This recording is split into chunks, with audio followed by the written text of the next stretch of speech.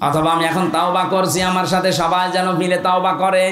তিনি তাওবা পড়ালেন। তাওবা মানে আমাদের মতো যে আস্তাগফিরুল্লাহ রাব্বি মিন কুল্লি যামবিন না। আমরা তো একটা বাক্য পেয়েছি, চামড়ার মুখ পেয়েছি, অহরহ বলতে থাকছি, কিন্তু তাওবা আর ইস্তেগফার এক জিনিস না। আপনি ইস্তেগফার পড়েন সব সময়, আস্তাগফিরুল্লাহ আস্তাগফিরুল্লাহ আস্তাগফিরুল্লাহ পড়তে থাকেন, আপনার জীবনের গুনাহগুলো মাফ হবে। ওইটা যেটা আল্লাহর সাথে সম্পর্কিত। কথা বুঝতেছেন না? আপনি বোঝেননি। তাওবার ইস্তেগফার এক জিনিস না, দুইটার অক্ষরও এক না। তাওবার ভেতরে যেই কয়টা অক্ষর আছে, ইস্তেগফারের ভেতরে ওই অক্ষরগুলো নেই। কথা বোঝেন তো? তাহলে আমরা সব সময় যদি ইস্তেগফার করি, যেমন আস্তাগফিরুল্লাহ, এটা করলে গুনাহ মাফ হবে। কোন গুনাহ? এটা ক্লাস চলছে। কোন গুনাহ মাফ হবে? আল্লাহর সাথে যেগুলো সম্পর্কিত। আপনি নামাজ পড়েননি, হয়তো আল্লাহ মাফ করে দিলে দিতে পারে, না শাস্তি দিলেও দিতে পারে। রোজা রাখেননি, এটা আল্লাহর সাথে সম্পর্কিত। হজ ফরজ ছিল, হজ করেননি, এটা আল্লাহর সাথে সম্পর্কিত। কিন্তু বান্দার সাথে যেটা সম্পর্কিত, ওইটা আপনার আস্তাগফিরুল্লাহ মাফ হবে না। কথা বলেন না কেন? ওটা যদি তাওবা করেন মাফ হবে, কিন্তু তাওবার নিয়ম হচ্ছে অপরাধ যার কাছে, স্বীকার করবেন তার কাছে। এই 15.5 বছরে আপনি যার যার ক্ষতি করেছেন, কাউকে মিথ্যা মামলা দিয়ে, মিথ্যা সাক্ষী দিয়ে জীবনটা নষ্ট করে দিয়েছেন। কথা বলেন। এই যে আমারই 3 বছর নষ্ট করে দিলেন। আমার বাবার প্রায় 30 থেকে 32 লাখ টাকা আপনি নিয়েছেন এই 3 বছরে। কত মানুষকে গুম করেছেন, খুন করেছেন, আয়না ঘরে রেখেছেন। আয়না ঘরের ভেতরে কিছু মানুষকে আমি তো নিয়েছিলাম 10 দিন, দেখেছি এত বড় বড় নখ হয়ে গেছে মানুষের, চুল দাড়ি গপ মনে হচ্ছে জঙ্গল থেকে বেরিয়ে আসতেছে। আমরা যখন রিমান্ড শেষ করে নিয়েছে তো রাতের বেলা দেখতাম এই নখ, এত বড় বড় নখ দিয়ে দেওয়ালের সাথে খুশিয়ে খুশিয়ে লিখেছে যে ভাই এই নাম্বারটা একটু বাইরে জানাবেন যে আমি বেশি আছি। 2 দিন 5 দিন না, 2 বছর 5 বছর 8 বছর 10 বছর 14 বছরের মানুষ আমি পেয়েছি। আপনি টের পাচ্ছেন? মুফতি ফখরুল ইসলাম আমার সাথে ছিল। উনি এসে আমারে বলতো, হামজা ভাই আপনার সাথে কি করেছে আমি জানি না, তবে আমার এই পায়ের ভেতর দিয়ে এভাবে হাত ভরে দিয়েছে, এভাবে হাত দিয়ে সামনে যে লোহার ব্যারিকেড দেওয়া ওর সাথে হাত হ্যান্ডকাপ দিয়ে লাগিয়ে দিয়েছে। আরে ভাই এভাবে 2 মিনিট 5 মিনিট 1 ঘন্টা লাগলেই তো মাজা ব্যথা হয়ে যায়। বছরের পর বছর মাত্র 1.5 থেকে 2 মিনিট সময় দিত টয়লেট করার জন্য। সকালে কয়েকটা পচা ছোলা দিয়ে যেত, দুপুরে 1 বাটি খাবার দিয়েছে, মনে হচ্ছে কেউ মাখিয়ে রেখে গেছে, পারলে খান না পারলে ফেলে দেন। এভাবে 8 বছর 10 বছর 14 বছর আমি পেয়েছিলাম মানুষকে। যখনই ওই দেওয়ালের ওইটা পড়তাম যে ভাই যদি বাইরে যেতে পারেন এই নাম্বারটা একটু জানাবেন যে আমি বেশি আছি। আপনি এই কাজ করলেন আর এখন বলছেন আস্তাগফিরুল্লাহ। আপনি কি আল্লাহর কাছে দোষ করেছেন? দোষ করেছেন হামজার কাছে। এই কথা বলেন না কেন?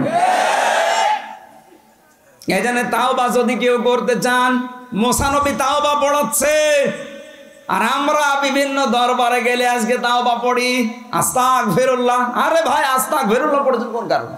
আপনি পড়েছেন আল্লাহর কাছে, দোষ করলে পড়েন। আপনি তো দোষ করেছেন 15.5 বছরে বান্দার কাছে। আপনার কারণে এই মানুষগুলো, হাজারো মানুষ ব্যবসা করতে পারে না, গাছতলায় বাসতলায় ধানের খেতে সময় কাটিয়ে যায়। কথা বলেন না।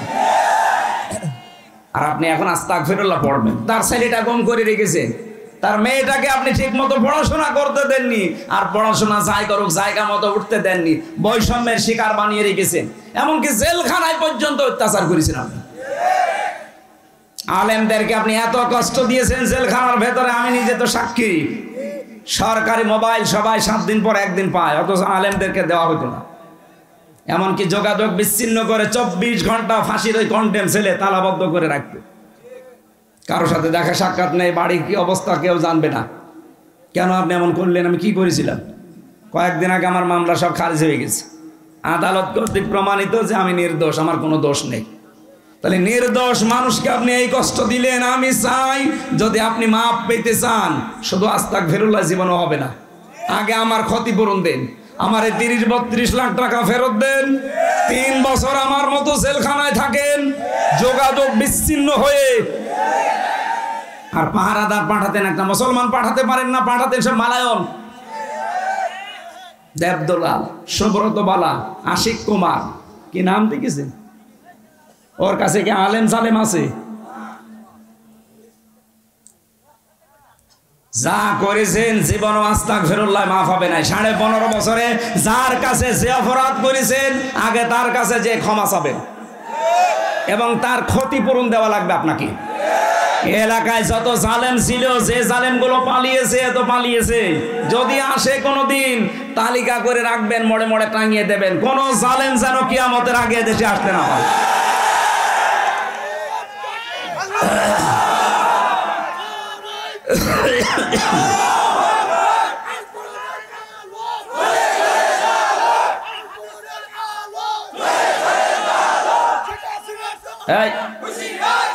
নাম ধরা দরকার নেই। জালেম কারা এটা ফেরেশতারাও জানে, জানে না ফেরেশতারা? তারা নাম লিখে রেখেছে। এই জন্য আমাদের আহ্বান থাকবে, আমরা আপনাকে ভালোবাসি, আপনারা আমাদেরই আত্মীয় স্বজন। কেউ আমরা ববু বলি, কেউ ভাবি বলি, সে যাই বলি। এটা তো সিরাজগঞ্জ, মনে হয় রাজশাহী বিভাগ না? রংপুর বিভাগ নেই, বেঁচে গেছে। রংপুর বিভাগ হলে ওরা সব ভাবি বলে, আর আমরা বাকি বাংলাদেশের যত জেলা আছে সবাই আপা, কেউ কেউ আবার আবেগে মা বলে ফেলে। আপনার মা নেই, কোন কারণে আপনি মা বলতে যান? নিজের বাবা বাদ দিয়ে অন্য কাউকে যদি কেউ বাবা ডাকে তার গুনাহ হবে। বলেন শ্বশুর, আরে শ্বশুরকে বাবা বলা যায় যাচ্ছে, কারণ সে হাফ বাবা, সে যা আপনাকে দিয়েছে ওইটা না দিলে আপনি দুনিয়ায় কত জেনা করতেন আপনি জানেন। সুতরাং তাকে আপনি বাবা বলবেন। শ্বশুরকে বাবা বলা যায় যাচ্ছে না? নেই, আছে। কিন্তু নিজের বাবার সামনে বারবার বলতে যাবেন না, তাহলে বাবা আবার কষ্ট পাবে। আমার ভাইরা, আমি যেটা বোঝাতে চাচ্ছিলাম, তাহলে তাও বা আমি ওদেরকে যেহেতু বাঁচাতে চাই, আপনারা আজ ভ্রান্ত হয়ে হতাশ হয়ে ঘুরতেছেন। কত মানুষ আজ হতাশ হয়ে গেছে, জীবন পর্যন্ত এখন দিয়ে দিচ্ছে, সুইসাইড করছে। মাত্র 3 মাসে অনেককে দেখলাম, অনেক জালেম এবং জালেমদের দোসররা হতাশা, নিরাশা, অস্থির হয়ে জীবনের উপরে শেষে আর ভরসা রাখতে পারছে না, সুইসাইড করছে। অথচ এইরকম জীবনই তো আমাদেরকে আপনারা দিয়েছিলেন। 15 বছর আমরা কাটালাম। কথা বলেন না কেন? আমরা তো সুইসাইড করিনি। আপনারা 3 মাসে হতাশ হয়ে গেছেন, এটা এমনি হয়নি। আল্লাহ বলেন আমি নিজে তাদেরকে হতাশ বানিয়েছি। এটা সূরা আনআম 44 নম্বর আয়াতে আছে। হাত্তা ইযা ফারিহু বিমা উতু, তাদেরকে দানকৃত ক্ষমতা পাওয়ার পরে যখন তারা আনন্দে মেতে থাকে, আখাযনাহুম বাগতাতান, হঠাৎ করে তাদেরকে আমি ধরলাম। এই যে 2024 সালের 5 অক্টোবর আল্লাহ যে ধরেছে, এটা কি ওয়াজ করা লাগবে? আর শুধু ছাত্র জনতা না, আল্লাহ নিজে তাদেরকে ধরেছেন। এই জন্য আখাযনা একালিফ টান আছে, এটার ফাইল কর্তা আল্লাহ নিজে। বাগতাতান মানে আকস্মিক ভাবে। আল্লাহ যে আকস্মিক ভাবে তাদেরকে ধরেছে তার প্রমাণ ওরা দুপুরের খাবারও খেতে পারেনি। কত শখ করে রান্না করেছিল, ছেলে মেয়েরা যে খেয়েছে। এই আয়াতের পরের শব্দ ফাইদা হুম মুবলিসুন, ওরা হতাশ এবং নিরাশ হয়ে গেছে। আল্লাহ তাই করেছে। ওদের চেহারার দিকে তাকান, কোটে তুললে দেখবেন চোরের মতো যাচ্ছে। আরে কোটে তো আমিও গেছি, বাঘের মতো গেছি। আমার মাথায় দড়ি বান্ধা ছিল, তাতে কি? কারণ আমি জানি আমার কোনো অপরাধ নেই। যে মামলা দিয়েছে জীবনে আনসারুল্লাহ কি আমি নামই শুনি।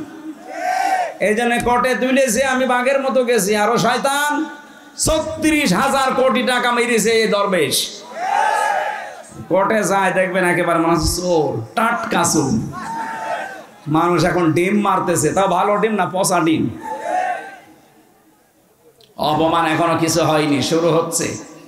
দিন যত যাবে জালেমদের প্রতি আল্লাহ নিজে লানত দেবে। ওয়ালাহুম আযাবুম মুহিন, নিকৃষ্টতম শাস্তি ওদেরকে আল্লাহ দেবেই। সূরা আলে ইমরান। এর বাস্তব প্রমাণ এই কালামানিক কলার পাতায় পর্যন্ত শুইস, বিসি উড়ে গেছে। বিসি উড়ে যায়নি, ওর সংসার করার কাজ শেষ। সংসার করবা, জনগণ বিসি উড়িয়ে দিস। এজন্য জালেমদের অধপতন শুরু হয়েছে। এখনো যারা আশায় আছেন বুক বেঁধে, না আপা আসতেছে। কিসের আপা? এই পৃথিবীর ইতিহাস এইটা। কোন স্বৈরাচার যারা চলে গেছে জীবনে কোনোদিন ফিরে এসেছে এটার ইতিহাস নেই। 850 বছর আগে লক্ষণ সেন পালিয়েছিল, আর 850 বছর পরে উনি পালিয়েছে। তাহলে একটা যোগসূত্র আছে। লক্ষণ সেন মুসলমান না হিন্দু? হিন্দু নয়, পালিয়ে যায়। তা আপনি মুসলমান, পালিয়ে গেলেন কোন কারণে? ওনার সাথে আপনার একটা সম্পর্ক আছে মনে হয়। আমি জেল থেকে বলছি, আমি মেজর ডালিম বলছি, আমার ফাঁসি চাই। এই বইগুলো নিয়ে আসেন, আমি দেখাবো ওনাদের যে ইতিহাস, জন্ম বংশ পরস্পরায়। আমার মনে হয় লক্ষণ সেনের বংশ হয়ে যেতে পারে। আমি ওইদিকে আর না যাই, কিন্তু আমার আফসোস লাগছে একটা হাজি মানুষ আপনি। আজ এই 10-12 দিন দেখছি বাইরের দেশের বিভিন্ন মোড়লদেরকে সৎ কর্নার পাওয়ার জন্য বিভিন্ন কথা ছড়াচ্ছেন, মিথ্যা কথা। কি যে আমি নির্বাচিত ছিলাম, আমাকে উৎখাত করা হয়েছে, এটা ডাহা মিথ্যা কথা। আপনি নির্বাচিত ছিলেন এ কথা শয়তানকে বলেন, শয়তান পর্যন্ত হাসবে। 15.5 বছরে নির্বাচন হয়েছে এই দেশে, এ দেশের ঘোড়াও বিশ্বাস করবে না। কারণ নির্বাচনের আগে 154 জন অলরেডি ঘোষণা হয়ে গেছে। নির্বাচিত হলেন কি করে? এরপরে দিনের ভোট আপনি রাতে করে ফেলেছেন। এ কথা বলেন না কেন? আমার সাথে এক ওসি ছিল জেলখানায়, ও আমারে বলছিল, হুজুর আপনি যে তাওবার ব্যাখ্যা বললেন, আমিও একটা তাওবা করেছি, দেখেন তো আমার তাওবা হয়েছে কিনা। কিভাবে? সেই যে নির্বাচন গেল, আমি বাইরে ছিলাম, আমার দল বল নিয়ে, আমার যা আছে এসআই এবং কনস্টেবল, আরও কিছু আছে হেলমেট বাহিনী, আল্লাহর ওলি তারা, এদেরকে নিয়ে আমি রাত 12টার পর থেকে ভোট কাটা আরম্ভ করলাম। ফজর পর্যন্ত কাজ করে কমপ্লিট করে বাক্স পাঠিয়ে দিলাম জায়গা মতো। এরপরে ফজরের আজান দেওয়ার পরে গোসল করলাম, ওযু করে, যেহেতু ক্লান্ত, ফজরের জামাতে এখন আর যাওয়া যাবে না, নামাজ নিজেই পড়ে নিলাম, নিয়ে বললাম আস্তাগফিরুল্লাহ। হুজুর আমার এই তাওবা হয়েছে।